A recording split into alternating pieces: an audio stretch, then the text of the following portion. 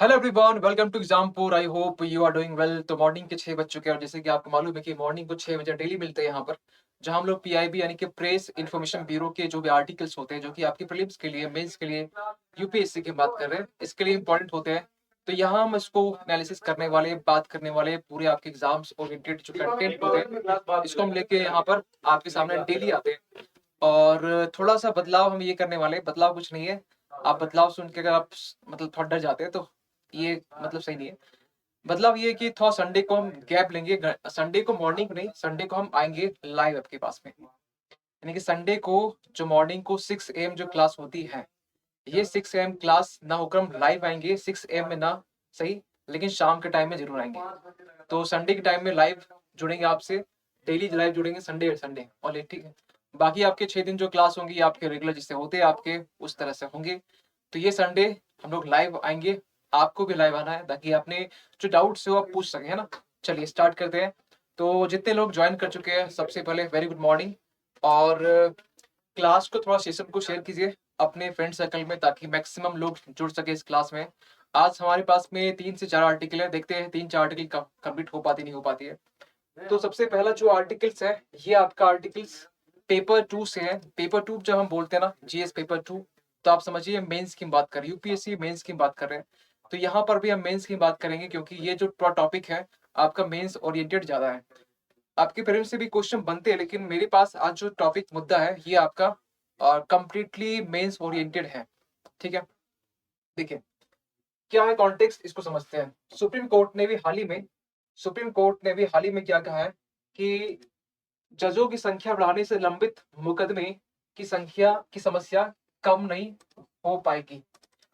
Supreme court ने भी हाल ही फिलहाल में, देखिए हुआ क्या, एक पीआईएल, एक याचिका एक दायर किया गया। पीआईएल मतलब आपका हो गया एक क्या उसको बोलते हैं, मेरे दिमाग में इंस्टेंट नहीं आ रहा है। तो पीआईएल दायर किया गया। उस पीआईएल में क्या हुआ कि उसमें सुप्रीम कोर्ट से ये पूछा गया कि 5 करोड़ से प्लस केसेस जो है ना, ऐसे अप्रोक्स निकाला गया।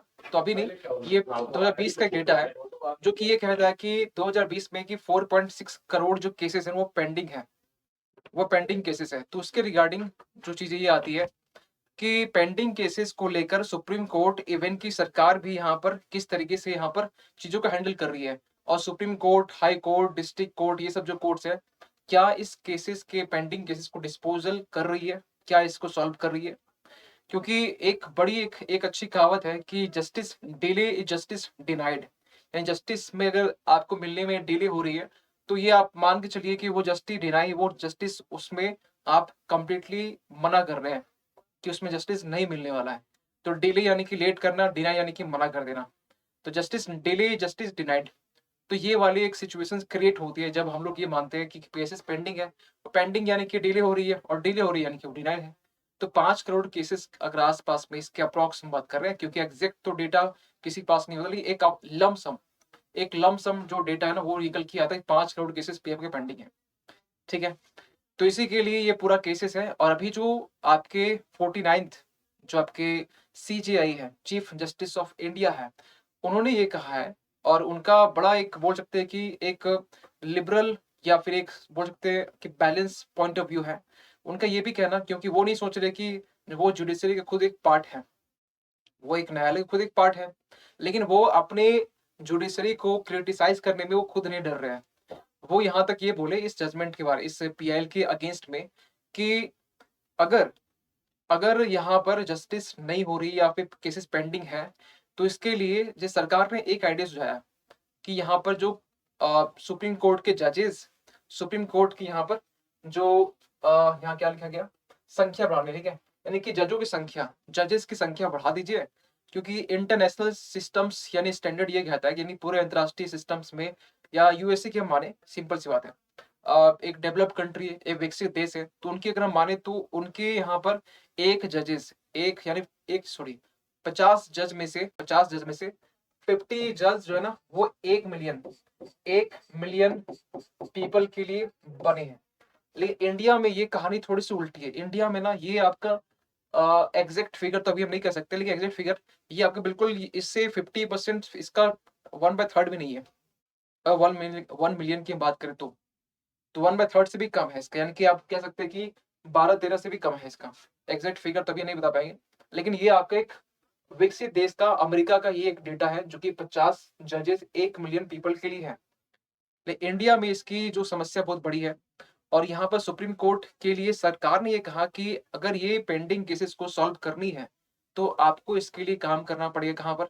तो यहाँ काम करने पड़ेगा आपको, जजेस की जो संख्या है वो बढ़ानी पड़ेगी। अभी सुप्रीम कोर्ट में टोटल जजेस कितने? 34 है। 34 यानी कि आप बोल सकते 33+1, 33 आपके जजेस हो गए, 1+1 हो गया आपका चीफ जस्टिस ऑफ इंडिया हो गया।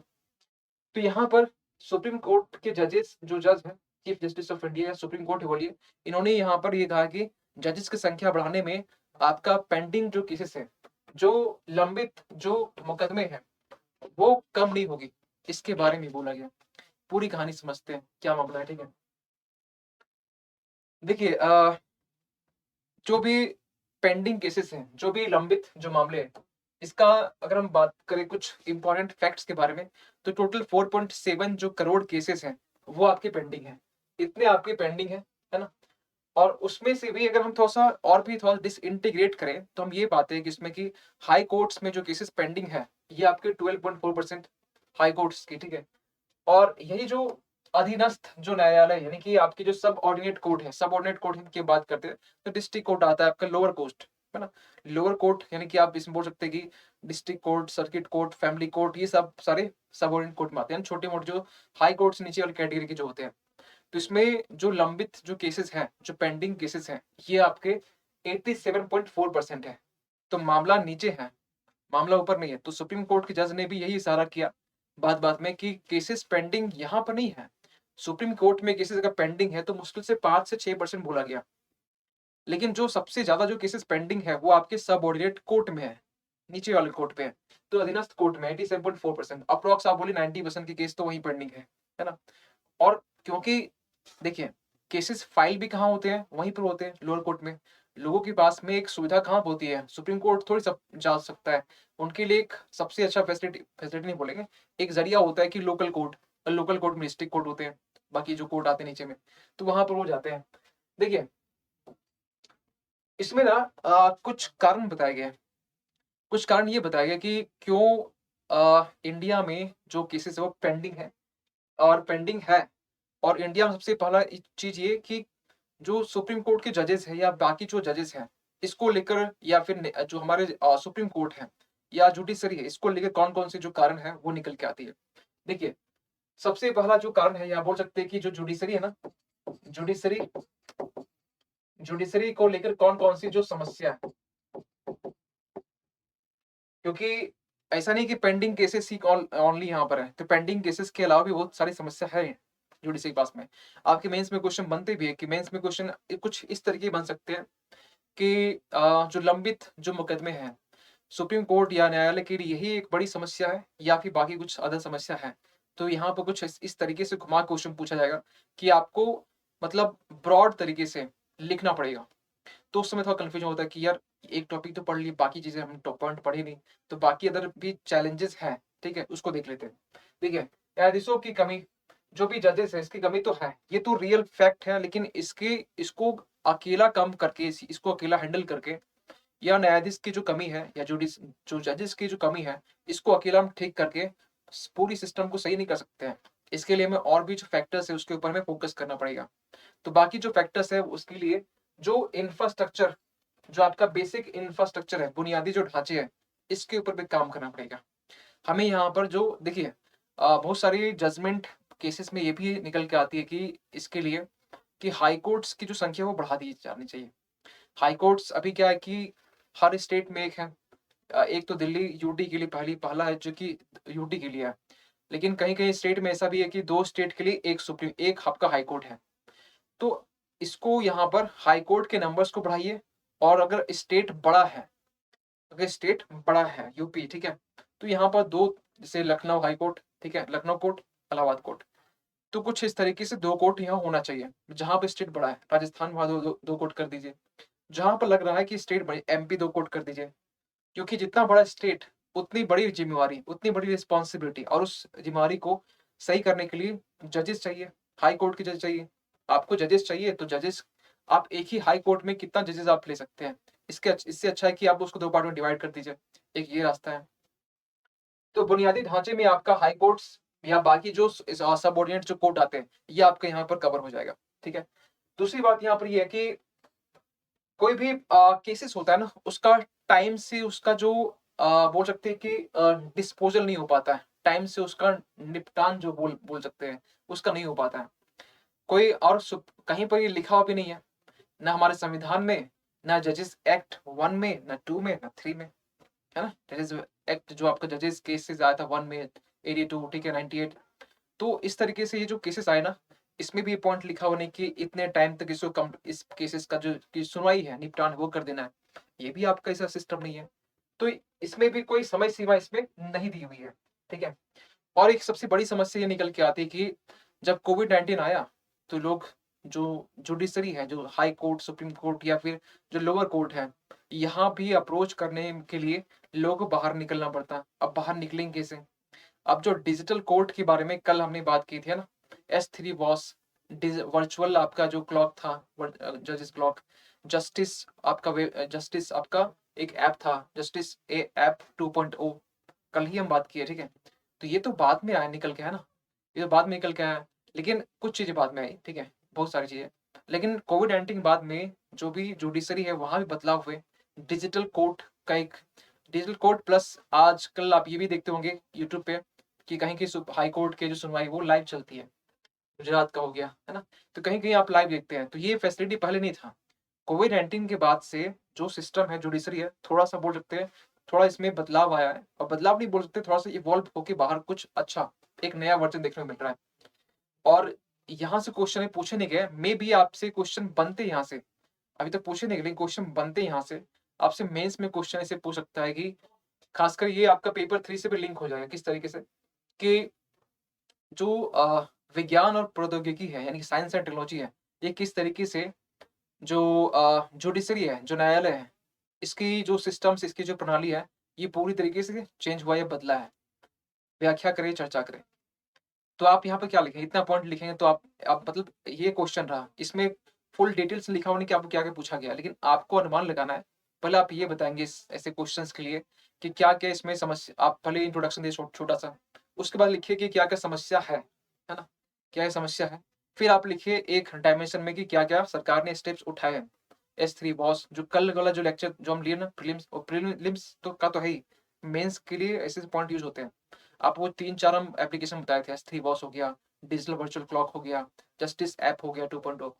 ये सब आप कोट कीजिए कि इस तरीके से बदलाव हुआ है, ये बदलाव हुआ है, ये बदलाव हुआ है। या आप बोल सकते हैं डिजिटल कोर्ट इस तरीके से भी आया है। कोर्ट में जो पेपरलेस जो आपका प्रोसीडिंग होती है, यानी पेपरलेस मतलब बिना पेपर के चीज़ें प्रोसीडिंग हो रही है, ये भी आप सुने हैं। तो ऐसी चीज़ को आप लिखेंगे, दिखाएँगे, यस ये बदलाव हुआ है। तो जुडिशरी सिस्टम में आप ये चीज़ पॉइंट लिखें और किस तरीके से हमारी जो जुडिशरी सिस्टम है, आगे बोल सकते हैं कि जो भी समस्या आप देखने को मिलता है, किस तरीके से जो विज्ञान है और जो प्रौद्योगिकी है, टेक्नोलॉजी है या डिजिटाइज़ेशन है, ये किस तरीके से बदलाव लाया है। ऐसे क्वेश्चन आते हैं। और आपने प्रीवियस क्वेश्चन देखा हो तो कहीं न कहीं आइडिया लग लग जाता होगा कि ऐसे क्वेश्चन पूछे जाते हैं। ठीक है? तो ये हो गया महामारी में जो व्यवधान हुआ, यानी कि आप बोल सकते हैं जो पैंडेमिक में डिसरप्शन देखने को मिला, जो रुकावट देखने को मिला, ये रुकावट जो है ना, ये कहीं न कहीं ये रुकावट नहीं है, ये कहीं न कहीं आप कह सकते हैं कि हम मेरे पास में जो एक्सेस था, गवर्नमेंट ने हमें एक्सेस दे के रखी हुई थी। वैसे भी आर्टिकल 22 आपने पढ़ा होगा, ठीक है? तो मेरे पास जुडिशरी का अप्रोच करने के पास मेरे पास राइट्स भी है ना? तो वो चीज़ें पैंडेमिक यानी कि जो आपका कोविड-19 है, उसके कारण ये रुक गया। मेरे पास राइट्स है क्योंकि इसमें रीज़नेबल रिस्ट्रिक्शन में ये लिखा हुआ है। हेल्थ हो, डिसेंसी हो, आपका जो पब्लिक ऑर्डर हो, इसमें आपका जो गवर्नमेंट है नहीं सुनेगी। आपके राइट्स को थो कॉम्प्रोमाइज़ कर सकती है सरकार। तो यहाँ पर ये कुछ-कुछ कारण हैं जो कि एक एक कुछ बोल सकते हैं, कुछ ये फैक्टर्स बनते हैं, कुछ रीज़न्स बनते हैं, जो कि कहीं न कहीं हमारे जुडिशरी के लिए, न्यायालय के लिए एक एक बाधा, एक बैरियर का काम करती है। आगे मतलब इसके बियॉन्ड, इसके अलावा भी, यानी कि हमारे पास में जो पेंडिंग केसेस हैं, इसके अलावा भी मेरे पास में ये सारी समस्या है, ठीक है? तो यहाँ पर एक ही टॉपिक था छोटा-सा, लेकिन हमने इसको थोड़ा ब्रॉड तरीके से ताकि समझाया। अभी-अभी और भी है, ठीक है? अभी मतलब और भी चैलेंजेस हैं। तो जुडिशरी में अगर आपसे कोई भी नीड में अगर आप हो, आपसे तुरंत पूछ ले, बताओ भैया, जुडिशरी के 5 जो सबसे बड़ी समस्या कौन-कौन सी है? तुरंत बोल सकते हैं आप। आप तुरंत बोल सकते हैं आप। आप बोल सकते हैं ना? चलिए। समाधान भी बताएँगे। अगर हम आपसे चिंता और समस्या जो भी है मुद्दा वो हम अगर बात किए तो आपसे हम समाधान ही बात करेंगे। तो समाधान भी देख लेते हैं।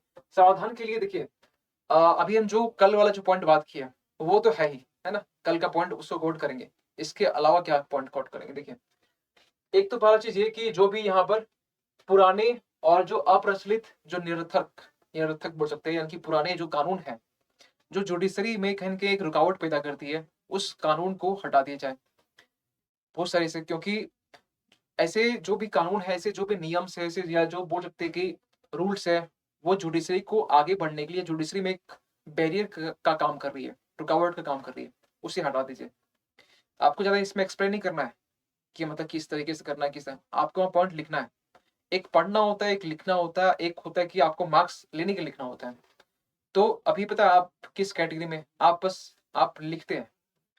आपको जिस दिन समझ में आ गया ना कि हमें मार्क्स लाने के लिए हमें पढ़ने हैं, तो आपका जो एक दिशा है ना, बड़ा गज़ब का हो जाएगा, मतलब फ़ोकस्ड, कॉन्संट्रेट, क्योंकि आपके दिमाग में ये चीज़ क्लियर हो चुकी है कि हमें मार्क्स कैसे मिलेंगे। ये क्लियर होने में बहुत टाइम लगता है, बहुत टाइम लगता है कि मार्क्स कैसे मिलेंगे। आपको लिखने आता होगा, मेरी गारंटी है। मेरे पास कमेंट भी आए, कुछ कमेंट आए थे इंग्लिश को लेकर, है ना? इंग्लिश को लेके कुछ कमेंट आए, हमने देखा भी। तो इंग्लिश के जो भी इश्यूज़ है ना, इंग्लिश के इश्यूज़ आपको मेरे क्लास में, हम क्योंकि बहुत सारे हम दोनों में थोड़ा डील करते हैं। थोड़ा बहुत आप क्लास में आप ये काम कीजिए कि आप मेरी क्लास को आप सर्च कीजिए, संजीव सर। आप उसमें इंग्लिश का तो नहीं, उसमें इंग्लिश से हम चीज़ें डील किए, पढ़ा है। वो भी आप देख लेंगे तो आपके लिए इंग्लिश का एक डर है ना, वो निकल जाएगा। अगर आप मेरे समझाने से समझते हैं, तो डेफ़िनिटली वो क्लास आपके लिए हेल्पफुल होगा। तो आप सर्च करेंगे Exampur Sanjeev sir answer writing practice, वहाँ आपको मिल जाएगा। मेरे बहुत से आंसर राइटिंग हम करवाए।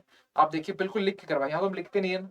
लिखते थे पहले, अब नहीं लिख रहे, क्योंकि जो एग्ज़ामपुर से पीपीटी यूज़ करने के लिए बोला गया, तो पीपीटी हम पूरा यूज़ कर रहे हैं और टू द पॉइंट, तो ये भी हम कर रहे हैं। पूरे जो उनके जो रूल्स पॉलिसीज़ हम फॉलो कर रहे हैं।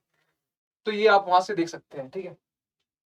तो निरर्थक निरर्थक कानून और अप्रचलित कानून, ये आपका एक बाधा है, ठीक है? मतलब ये इसको हटाने की बात की जा रही है। इसको आप हटा दीजिए, एक समाधान ये है। दूसरा पॉइंट यहाँ पे ये है कि केंद्र ने यहाँ पर कुछ जो अपने साइड से कुछ अ पॉइंट्स सजेस्ट किए हैं, और वो कुछ पॉइंट्स हैं, जैसे कि केंद्र ने कहा कि जो यहाँ पर वर्किंग डेज़ हैं, यानी कि जो जजेस जो कितने दिन काम करते हैं, उसके डेज़ को बढ़ा दीजिए। होता क्या है ना कि जजेस 1-2 महीने काम किए, फिर 3 महीने छुट्टी ले लेते हैं। हाई कोर्ट की जजेस जो छुट्टी लेते हैं ना, आप अगर रियली देखेंगे तो आपको लगेगा, यार क्या इनकी लाइफ़ है। ऐसे लाइफ़ होनी चाहिए। मतलब आईएएस से एक आईएएस से बड़ा एक बहुत बेहतरीन लाइफ़ ना जजेस लोग जीते हैं। जजेस लोग की लाइफ़ बहुत अच्छी होती है। एक मतलब वो लोग पता है किस तरीके से एग्ज़ाम्पल लेते हैं, ठीक है? अगर कोई जजेस से की फैमिली से बिलॉन्ग करते हैं तो बोल देना भाई, ठीक है? क्या होता है कि जजेस, सपोज़ कीजिए कोई जज है, ठीक है? और उसे ये लग रहा है कि हमारे पास में इस साल में कुछ केसेस ऐसे हैं जो कि ऐसे तो लाखों केस पेंडिंग है, करोड़ों केस पेंडिंग है। तो हमने ये भी देखा। तो वो लोग क्या करते हैं कि देखते हैं कि जो केस इम्पोर्टेंट है, उसको एक लिस्ट तैयार करते हैं और 1 महीने ऑफ़िस, मतलब जजेस कोर्ट आते हैं, वही कोर्ट उनके लिए ऑफ़िस हो गया। कोर्ट आते हैं और वहाँ पर 1 महीने में उसका निपटारा करते हैं।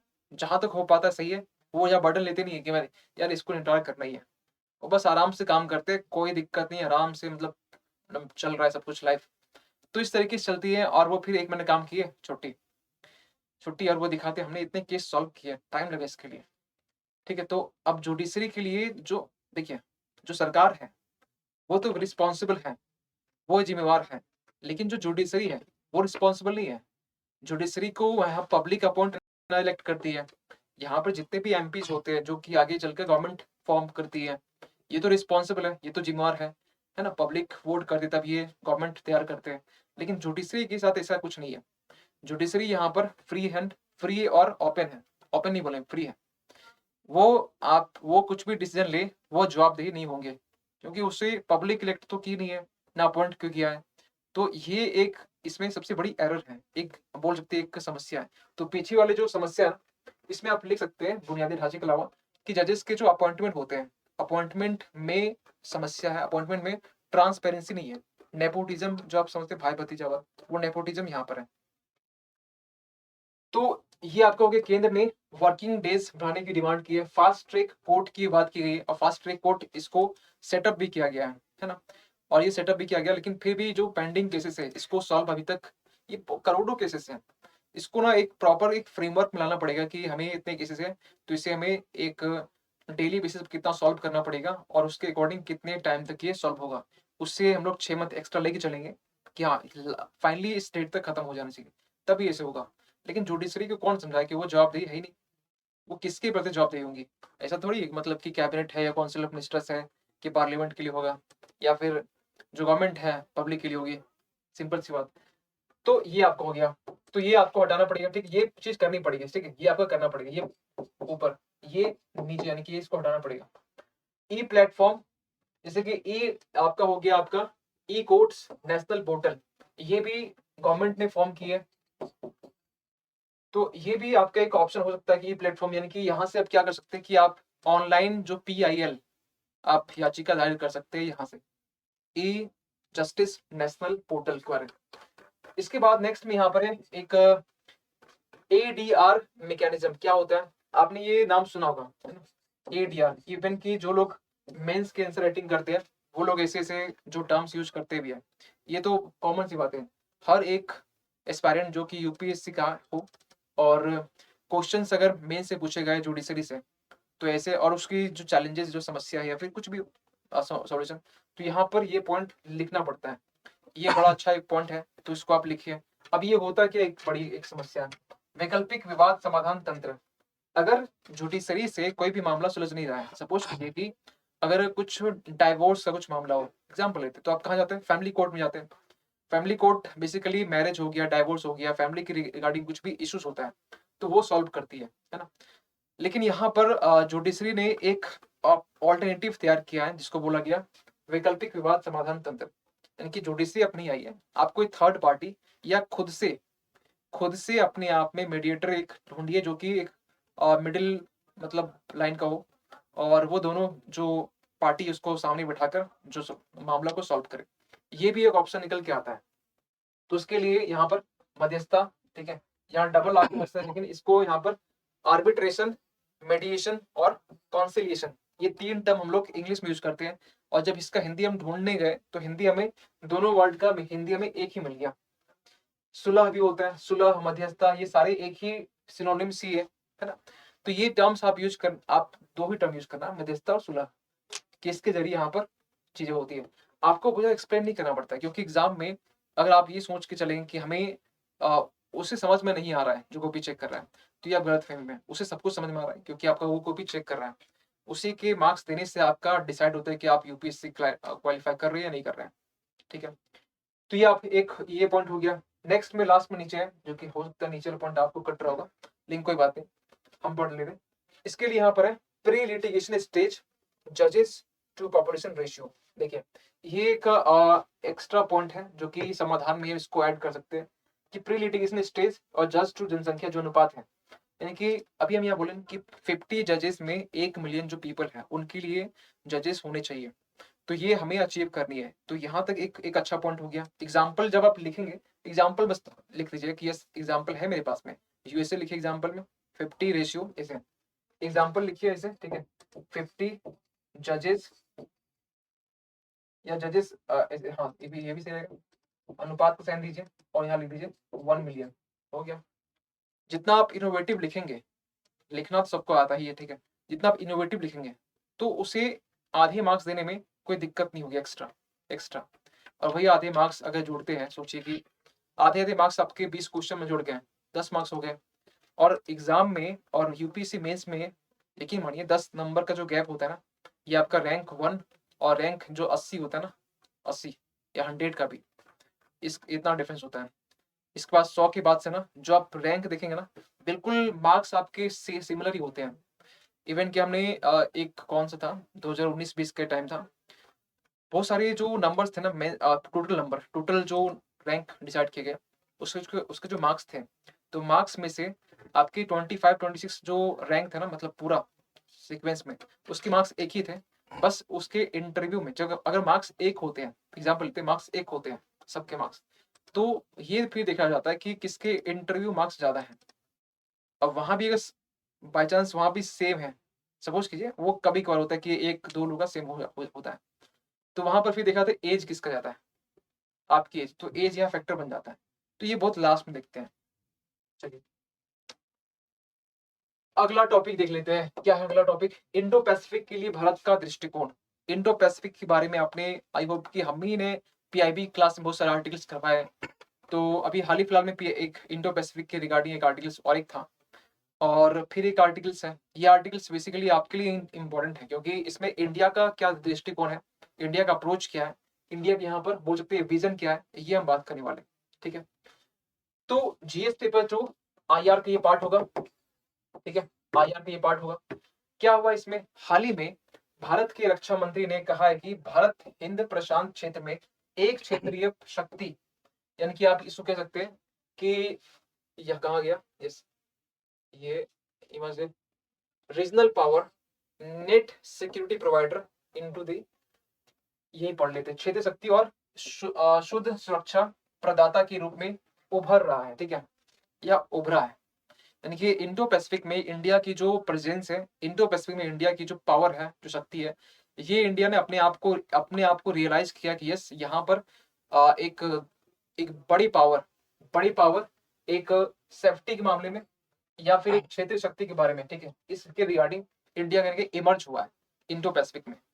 और इसके पीछे अगर हम इसका एक छोटा सा एनालिसिस करें कि यूपीएससी क्वेश्चन बनाएगी तो किस तरह बनाएगी, तो एक तो ये पॉइंट हो गया किस तरीके से ये, मतलब इसकी जो इंडिया इवॉल्व हुआ है इंडो पैसिफिक में।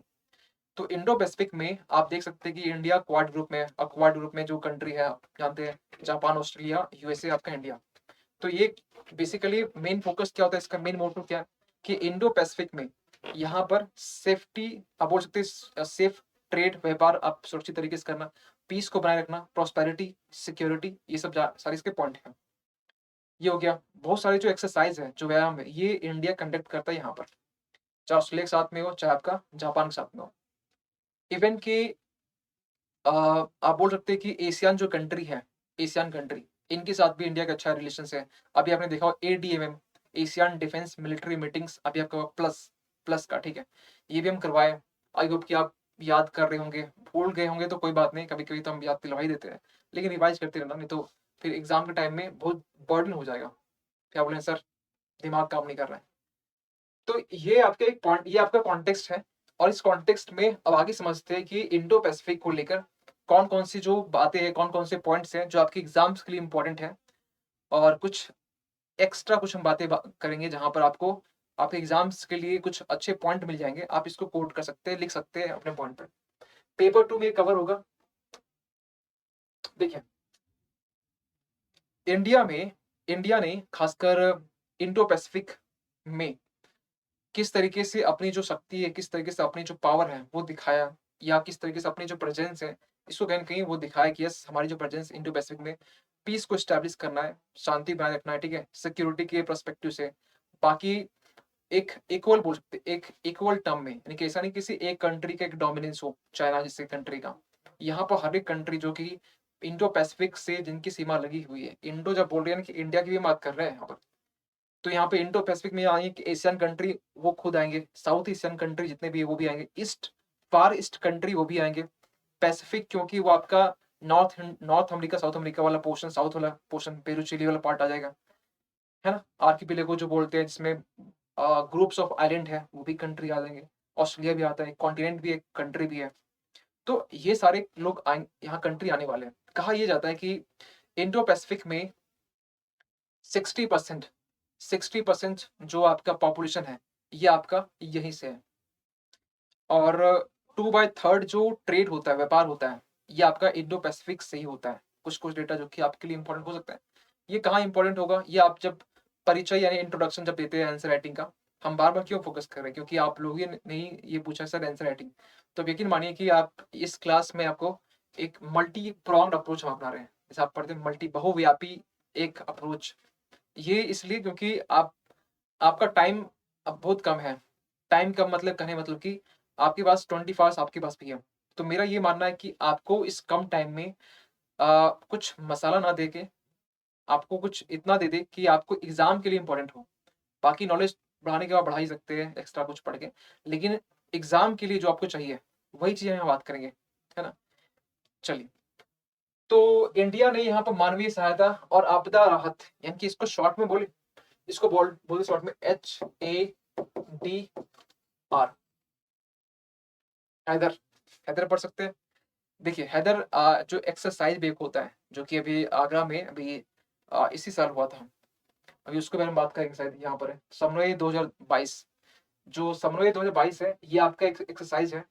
और कौन सा एक्सरसाइज है? ये आपका हैदर है, यानी कि ये ह्यूमैनिटेरियन असिस्टेंस की हम बात करते हैं और डिजास्टर रिलीफ की हम जब बात करते हैं, तो इसमें एशियन कंट्री के भी जो देश थे वो भी यहाँ पर पार्टिसिपेट किए।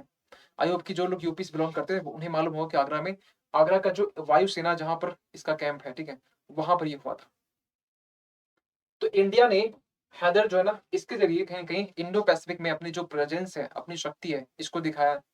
किस तरीके से जो फूड क्राइसिस के टाइम में इंडिया हर एक जो डेवलपिंग कंट्री है या फिर आप बोल सकते जो गरीब कंट्री है और जो वल्नरेबल कंट्री है, जहाँ पर चीजें सिविल वॉर के सिचुएशंस हैं, या फिर वो कंट्री जहाँ पर एक्सेस नहीं कर पा रहे हैं, खास फूड क्राइसिस के टाइम में, जहाँ फूड की समस्या, खाद की समस्या हो चुकी है, इंडिया ने अच्छे से इनकी मदद भी की है।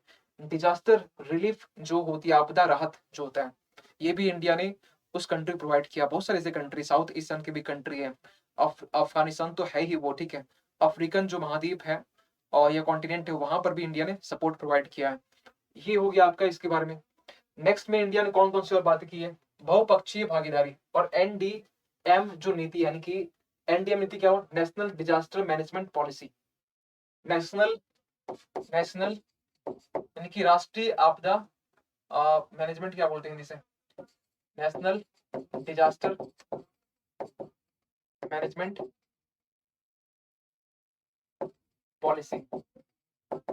ये जो है ना, ये इसके जरिए भी देखिए, NDM के जरिए ना बहुत सारे काम हुए हैं इस पॉलिसी के जरिए। इस और यहाँ पे एक जो टर्म है मल्टीलेटरल पार्टनरशिप। मल्टीलेटरल पार्टनरशिप क्या हुआ कि यहाँ मल्टी वर्ड यूज करें, बहुपक्षीय यानी कि दो कंट्री से ऊपर है, और पार्टनरशिप यानी कि कुछ दो कंट्री तीन कंट्री यहाँ पार्टनरशिप की बात कर रहे हैं, और ये लोग आपस में आके कुछ ऐसे देश की मदद कर रहे हैं जो खासकर वल्नरेबल है, जो ऐसे देश की बात कर रहे हैं जो कहाँ जहाँ पर फूड क्राइसिस है, जहाँ ऐसे देश की हम बात करें जहाँ पर इंडिया ने सपोर्ट की है फाइनेंशियली, चाहे आप उसको फाइनेंशियली हो या फिर हम बात करें उसको मिसाइल्स प्रोवाइड करके, उसे शिप प्रोवाइड करके, उसे न्यूक्लियर सबमरीन प्रोवाइड करके, ऐसे भी एग्जांपल है, ठीक है, म्यांमार का ये लेते हैं। तो ये आपका हो गया कुछ एग्जांपल जो कि ये दिखा रहा है कि इंडिया ने सच में इंडो पैसिफिक में अपनी एक रीजनल एक क्षेत्र शक्ति ये दिखाई है, और ये माना भी है। जो कॉन्टेक्स्ट अभी जो बात की ना, उसको यहाँ प्रूव कर रहा है कि किस तरीके से वो दिखाया इंडिया। तो आपको एग्जाम में ऐसी चीज लिखने पड़ते हैं, टू द पॉइंट हम यहाँ पर लिख के लाए, ताकि आपको यहाँ पर 1 पॉइंट 2 पॉइंट 3 पॉइंट यहाँ पर हो गया। आगे और भी पॉइंट है।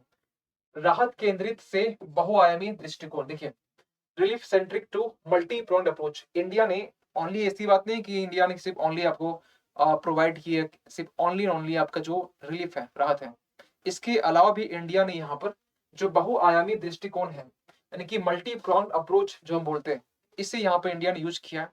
और मल्टी प्रोन्ड अप्रोच क्या होता है कि इंडिया सिर्फ ये नहीं कि आपको प्रोवाइड कर रहा है कि आपके यहाँ आपदा कुछ आया हुआ है तो इंडिया ने आपको कुछ हेल्प कर दी, ऐसी बात नहीं है। इंडिया ने यहाँ पर राहत के अलावा भी यहाँ पर सपोर्ट सिस्टम, बोल एक दो टर्म होता है, एथिक्स में आप पढ़ते होंगे। एक होता है कि कंपैशन, एक होता है एम्पैथी, है ना? एम्पैथी सिंपैथी आप पढ़ते होंगे कहीं के, है ना? तो कंपैशन और एम्पैथी दोनों में डिफरेंस क्या होता है? दोनों का मतलब हिंदी ना एक ही निकल जाएगा आपको, लेकिन इसका इंग्लिश में डिफरेंस है। क्या डिफरेंस है सुनिए। एम्पैथी जब बोलते हैं ना, तो सपोज कीजिए कि एक पर्सन है और वो पर्सन जो है ना, वो बहुत गरीब है ना? वो गरीब है, एक भिखारी मान चलिए एग्जांपल लेते हैं। तो आपको, आपने देखा, आपको आपका दिल पिघल गया, आपको दया सी आ गई कि यार इसकी हेल्प करनी चाहिए, है ना? आपने क्या किया? आपने 10 रुपए उसको दे दिया। अब वो 10 रुपए आपने दिया, तो उसके पास तो शॉर्ट टर्म के लिए कुछ खाने का इंतजाम हो जाएगा, है ना, शॉर्ट टर्म के लिए, या एक टाइम के लिए ठीक से ना हो, या एक टाइम के लिए हो भी जाए, ठीक है। आप सोचिए 20 रुपये हमने दिए, कहीं जाकर उस छोटी से अमाउंट में कुछ उन्होंने अपने एक टाइम के लिए कुछ खाना खाया। लेकिन जब बात करते हैं कंपैशन के बारे में, तो कंपैशन क्या होता है कि आपने उसके बारे में एक लॉन्ग टाइम के लिए, एक लंबी जर्नी के लिए आपने उसके बारे में सोचा। तो जब हम आप उसके बारे में लॉन्ग टाइम के लिए सोचते हैं, हम क्या कहना चाहते हैं कि उस पर्सन को आपने कहीं जॉब दिलवा दिया। जॉब यानी कि एक लॉन्ग टर्म के लिए आपने सोचा, तो लॉन्ग टर्म के लिए जब चीज़ें आप उसके प्रति आप रखते हैं, यानी कि उसके प्रति आप दया रखते हैं, तो होता है कंपैशन। शॉर्ट टर्म के लिए आप बोलते तो यानी एम्पैथी हो गया। तो उसी तरीके से यहाँ पर भी है, राहत केंद्रित यानी कि एम्पैथी वाला टर्म हो गया, और बहुआयामी दृष्टिकोण यानी कि आपका कंपैशन का टर्म हो गया, ठीक है। यानी कि आप उसके बारे में बहुत एक लॉन्ग टर्म के लिए सोच रहे हैं। नेक्स्ट में यहाँ पर है समन्वय, यानी कि आप बोल सकते हैं कि जो हैदर है, HADR, यानी कि humanitarian assistance, disaster management, relief, ठीक है।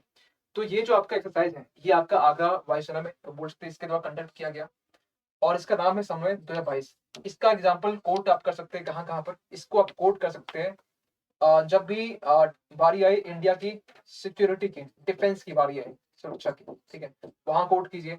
इंडिया की अगर आप दिखना चाहते हैं कि इंडो पैसिफिक के बारे में, वहां कोट कीजिए। वैसे भी IR में इसे टर्म कोट करना आपके लिए बड़ा इंपॉर्टेंट है, क्योंकि ये लेटेस्ट है। और आप नया क्या करेंगे, क्योंकि आप अगर कुछ पुरानी चीज कंटेंट देखेंगे तो आपको नई चीजें अपडेट नहीं मिलेगी। और एग्जाम में, UPSC का मेंस एग्जाम ऐसा एग्जाम है कि अगर इवन आप तो अपडेट करते हैं, आप अपडेट करें ना करें, फैकल्टी अपडेट जरूर करेगा, क्योंकि उसे आपको अपडेट चीजें बतानी है। फैकल्टी अपडेट नहीं करेगा तो कहीं कहीं आपको ये रियलाइज होगा कि यार ये बहुत आउटडेटेड फैकल्टी है, वो नई चीजों में इंटरेस्ट है ही नहीं इसे। अगर हम पॉलिटी पढ़ रहे हैं, हिस्ट्री पढ़ रहे हैं, जियोग्राफी पढ़ रहे हैं, कुछ भी पढ़ रहे हैं, तो यहाँ पर आपको कॉम्बिनेशन मिल जाता है। मेरे क्लास में आपको हिस्ट्री, पॉलिटी, जियोग्राफी, इकोनॉमिक्स हर चीज कॉम्बिनेशन मिल जाता है, ताकि आप अपने मेंस की बात करें, प्री की बात करें, उसके रिगार्डिंग जो कंटेंट प्रोवाइड हो जाते हैं, कहाँ पर अपडेट हुआ है ये मालूम चल जाता है। तो ऐसे जो पॉइंट, नए पॉइंट को आप लिख सकते हैं। फिर यहाँ पर इंडिया ने ही 2019 में हिंद प्रशांत महासागर पहल एक इनिशिएटिव स्टार्ट किया था, जिसमें सात, इसमें सेवन सेवन सिद्धांत, सेवन प्रिंसिपल थे, ठीक है। ये 7 प्रिंसिपल कौन कौन से थे, इसको शॉर्ट में समझते हैं। देखिए 7 प्रिंसिपल यहाँ पर थे कि मुक्त व्यापार, यानी कि मुक्त यानी बोल सकते हैं कि free, free open and free open inclusive peaceful and prosperous. ये जो यहाँ पे से 4 ही लिखे यहाँ पर, ये 4 में ही आपका 7 इंक्लूड है।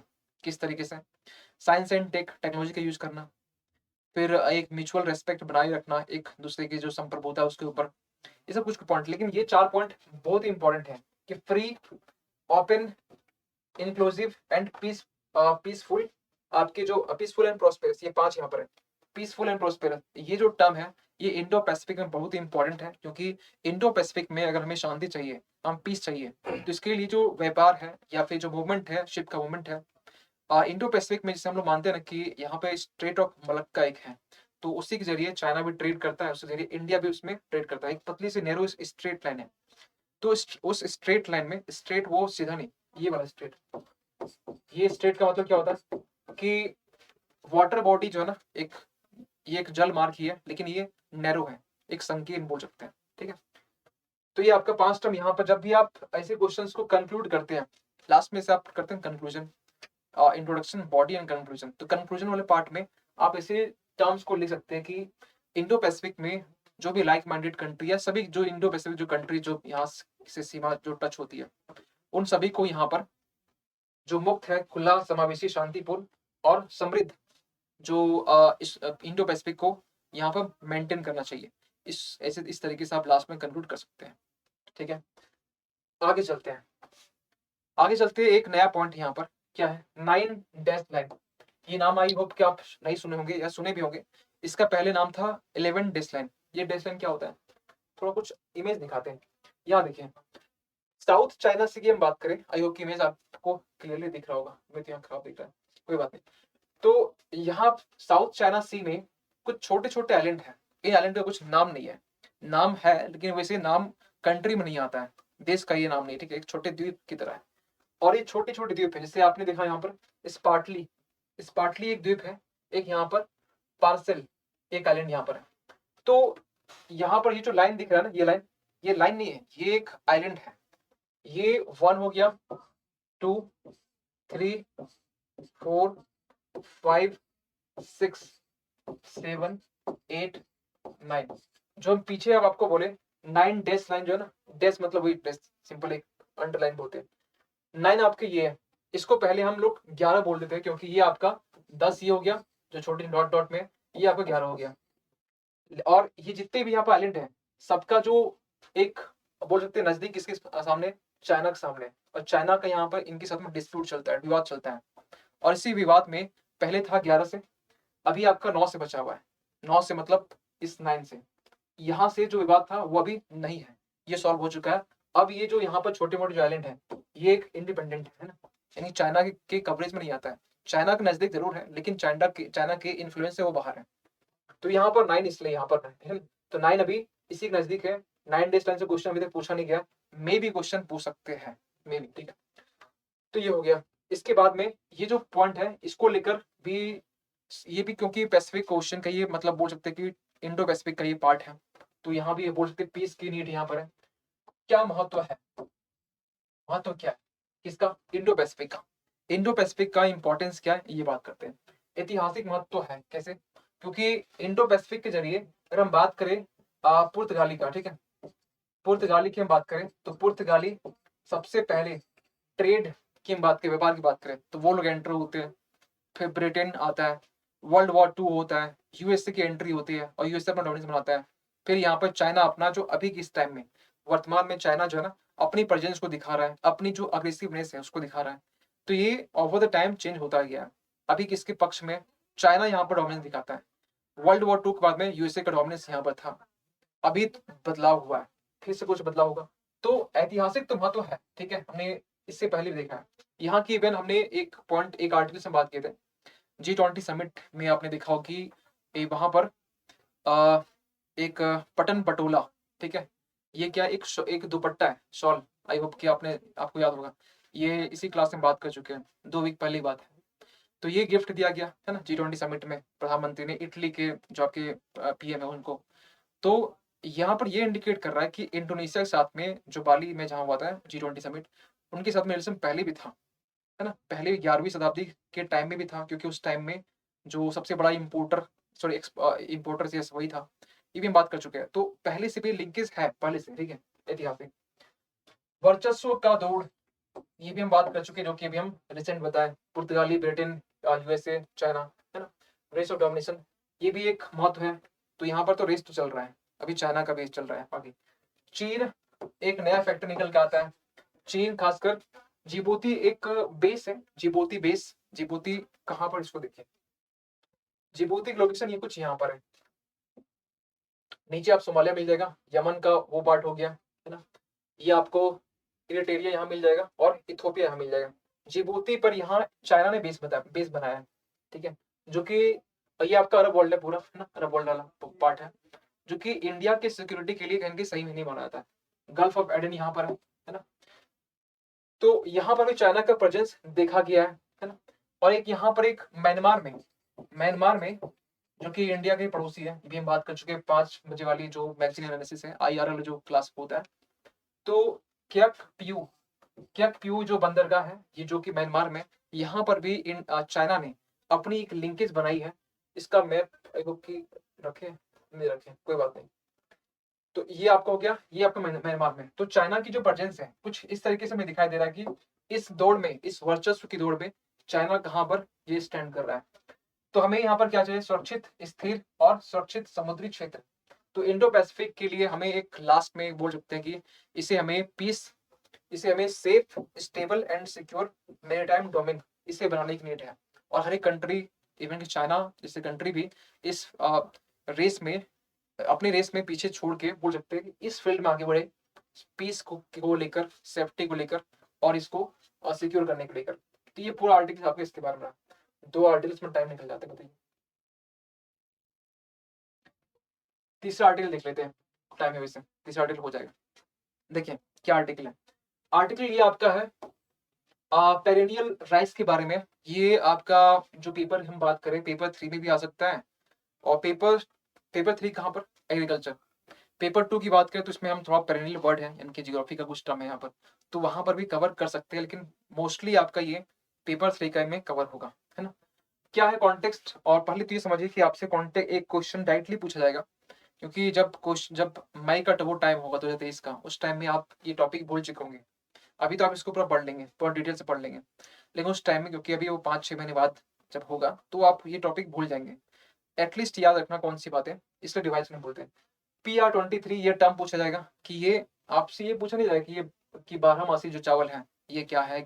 PR23 match the following something कुछ होगा, और ये पूछा है कि ये जो सीक्वेंस जो सीरीज है क्या सही है, कौन सा पेयर सही है, ऐसे क्वेश्चन पूछेंगे डेफिनेटली।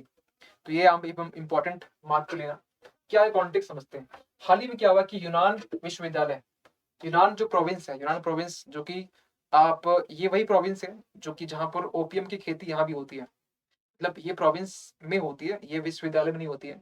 यूनान प्रोविंस जो कि चाइना का पार्ट है, यूनान हो गया, म्यांमार हो गया, लाओस, थाईलैंड, ये चारों मिलके बनाते हैं गोल्डन ट्रायंगल बनाते हैं, जहाँ ओपियम की खेती होती है, ड्रग्स बोल सकते हैं जहाँ बनाए जाते हैं। तो चीन के शोधकर्ताओं ने अफ्रीका की एक जंगली बारहमासी किस्म के, देखिए अफ्रीका में एक राइस है, और वो राइस जो है ना, वो हर साल, जैसे क्या होता है ना कि राइस का टाइम होता है खरीफ में, ठीक है, तो इसे खरीफ भी होता है, उसमें दोनों टाइम में होता है वैसे बेसिकली। तो यहाँ पर क्या कि एक बार राइस को वहां पर जो क्रॉपिंग होती है उसका सीड की आपने बो दिया उसको, फिर आपको नीड नहीं होती कि उसको फिर निकालिए, उसको फिर अलग से उसका जो क्या उसे बोलते हैं हिंदी में धान बोलते हैं ना, उसको अलग कीजिए, फिर से उसको क्रॉपिंग कीजिए, ये नहीं करना होता है। पेरेनियल का वर्ड ही क्या हुआ कि यहाँ पर आपने एक बार बो दिया, बस आपने धान निकाला, ऑटोमेटिक वो चीजें फिर से वहां से निकल आई, इस तरीके से। तो ये चीजें चाइना ने भी क्या किया, चाइना बड़ा मिक्स करने में आगे रहता है।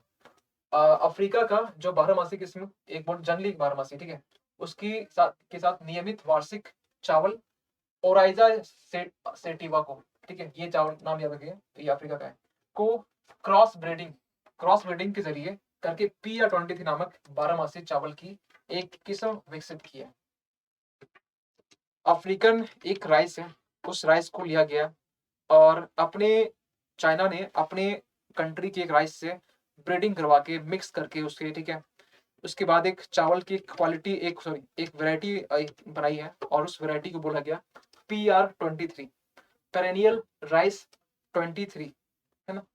तो पेरेनियल का मतलब क्या होता है, सदाबहार, और सदाबहार चावल यानी कि क्या हुआ कि मतलब वो चावल कभी नहीं, वो मतलब ये हुआ कि आपने एक बार क्रॉपिंग कर दी, उसके बाद से उस जगह पर जो फील्ड है, आपको नीड नहीं है कि आप उसको फिर से मतलब एक टाइम बाद फिर से उसको हटाना पड़ता है, फिर से ट्रांसप्लांट करना पड़ता है, ये आपको करने की नीड नहीं पड़ेगी।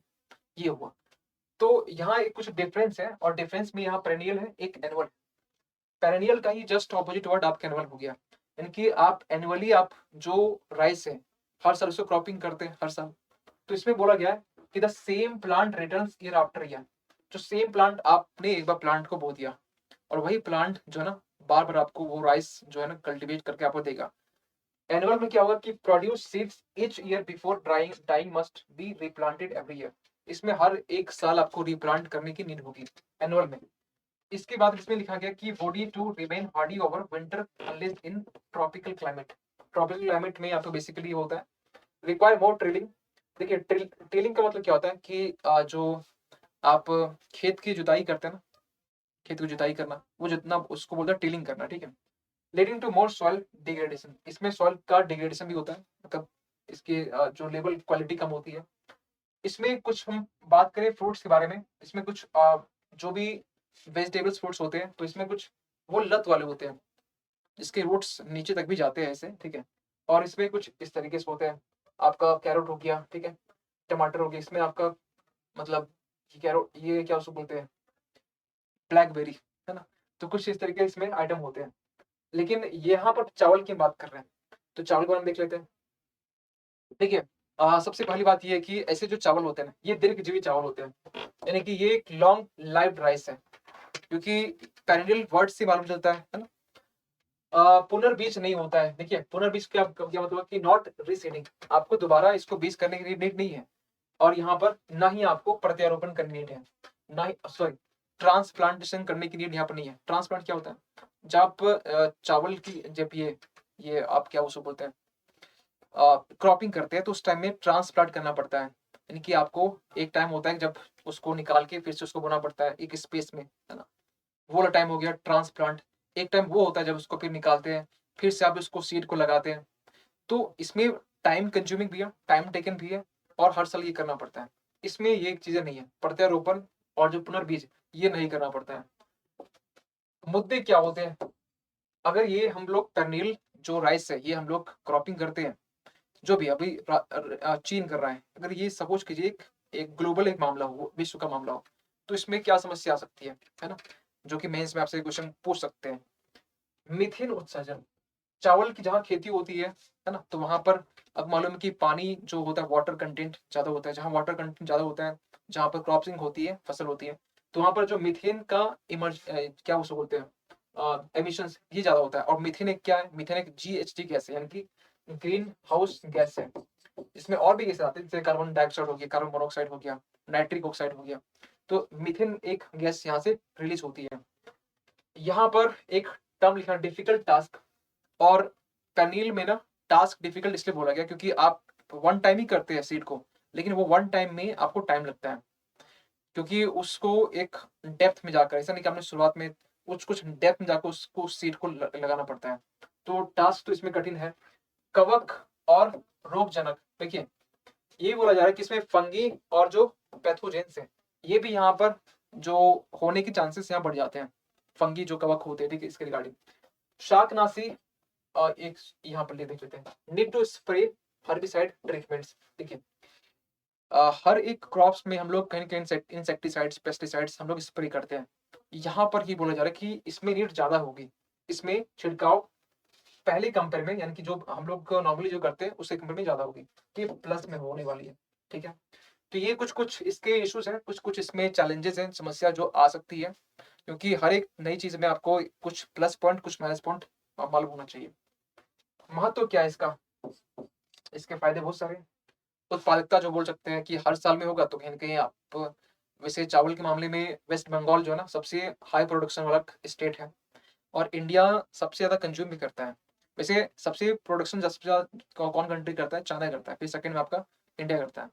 और अभी आपने हाल में सुना हो कि ब्रोकन जो राइस है, ब्रोकन राइस, इसको लेकर इंडिया ने इंपोर्ट करने से मना, एक्सपोर्ट करने मना कर दिया चाइना को, क्योंकि चाइना राइस की जो इम्पोर्ट है वो ज्यादा करता है, खेती भी ज्यादा वहाँ होती है, राइस की जो उसकी जो क्वालिटी वो खाते हैं, और यहाँ टोटल चावल होता है, इसको लेकर वो लोग तेल बनाते हैं।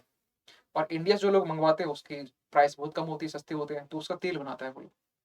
एक बासमती राइस भी है जो कि इशू आपका आया था इंडिया पाकिस्तान को लेकर, किसको GI टैग मिलेगा, इंडिया वाले को मिला है, ठीक है, तो ये एक अच्छी बात है। तो ये सस्ता भी होगा, ये बोला जाए, उत्पादकता यानी प्रोडक्टिविटी ये अच्छी होगी इसकी। मिट्टी के जो कटाव को कम करना, यानी कि मिट्टी की जो सॉइल इरोजन जो होती है ना, ये कम करेगी इस चीज को, यानी सॉइल का मतलब अपरदन जिसको बोलते हैं।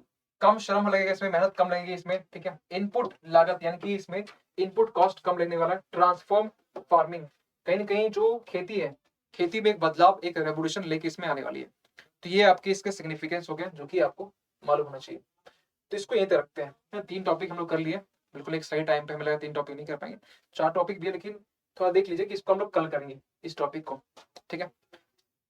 बाकी आपके लिए समग्र का एक आपके लिए ऑफर ही है, इसके रिगार्डिंग आपके पास में I50 जो कूपन कोड है, अगर आप इसको इनपुट कोड यूज करते हैं तो 50% डिस्काउंट मिलता है, और 299 में आपको जो है जो कोर्स है आप अवेल कर सकते हैं। फीचर्स की बात करें इसमें तो 600+ आवर्स वर्कबुक, PYQ और रेगुलर टेस्ट और आंसर राइटिंग, ये सब कुछ यहाँ पर कराए जाएंगे। एप्लीकेशन की हम बात करें यहाँ पर, तो एप्लीकेशन के लिए आपको प्ले स्टोर जाना पड़ेगा और वहां सर्च कीजिए एग्जामपुर, तो आपके पास एक इंटरफेस आएगा जिसका इसमें लिखा हुआ है एग्जामपुर सरकारी नौकरी प्रेप। इंस्टॉल करेंगे इसको, ओपन करेंगे, अपने नाम को यहाँ रजिस्टर करेंगे, और इस तरीके सारी फीचर्स जो कि एग्जामपुर आपको प्रोवाइड कर रहा है आप इसको एक्सप्लोर कर सकते हैं। Unlimited quiz and practice, free previous question papers with solve, all India exclusive test हो गया, फ्री PDFs हो गए, structured paid courses, job selects, ये सब कुछ आपको यहाँ मिल जाते हैं। कुछ भी फिर भी डाउट हो तो आप अपने डाउट्स के लिए इस नंबर पे कॉल कर सकते हैं, और कभी कभी कॉल नहीं लगता है तो इसके लिए आप इस नंबर पे व्हाट्सअप कर सकते हैं, नीचे वाले नंबर पे, ठीक है। और आपके पास में कुछ डाउट्स हो क्लास के रिगार्डिंग तो आपसे हम डेली भी बोलते हैं, आज भी हम बोल रहे हैं अपने डाउट्स को आप ऑफलाइन कमेंट कर दिया कीजिए। कमेंट हम जो देखते हैं अगले नेक्स्ट क्लास में आपके कमेंट को रिजॉल्व कर लिया जाएगा। कोई भी कमेंट हो आपके प्रिपरेशन के रिगार्डिंग, है ना, और क्लासेस के रिगार्डिंग, क्लासेस कैसी लगती है कैसी नहीं लगती है, कुछ फीडबैक देना है, प्लस माइनस सभी से हम बोलते हैं, लेकिन कुछ ही लोग हैं जो कि फीडबैक देते हैं और हमें अच्छा लगता है कुछ लोग दे रहे हैं। और उम्मीद करते हैं आप सभी लोग इस क्लास की फीडबैक देंगे। जितने कमेंट्स रहेंगे मेरी क्लास के नीचे उतने ही रिचमेंट, उतने ही लोग आएंगे, और उतने लोग जब आएंगे तो मेरे पास एक मोटिवेशन होगा और भी अच्छा कंटेंट और भी इसको इम्प्रूव करने का और भी टॉपिक्स को कवर करने का, क्योंकि यूपीएससी थोड़ा टाइम लग जाता है चीज़ों को कवर करने में, है ना। ये चीज़ अगर हम लिख के आते, पीपीटी लेके आते तो इतना टाइम लगता है, लिख के आते लिखते तो आई होप कि एक टॉपिक हो पाता मुश्किल से, एक या दो टॉपिक मुश्किल से, और इतने में से एक कंटेंट तैयार करना तो टाइम लगता है थोड़ा बहुत, और कोशिश होती है कि 50 मिनट के अंडर में इस चीज़ को पूरा कंप्लीट करना है। तो उम्मीद करेंगे आप सभी से कि आप क्लास के रिगार्डिंग जो अपनी फीडबैक है वो देंगे फीडबैक, और क्लास कैसा लगा, अच्छा बुरा, इसके रिगार्डिंग अपनी फीडबैक वो ऑफलाइन कमेंट में देंगे, ठीक है। चलिए मिलते हैं अगले क्लास में, तब तक के लिए थैंक यू सो मच।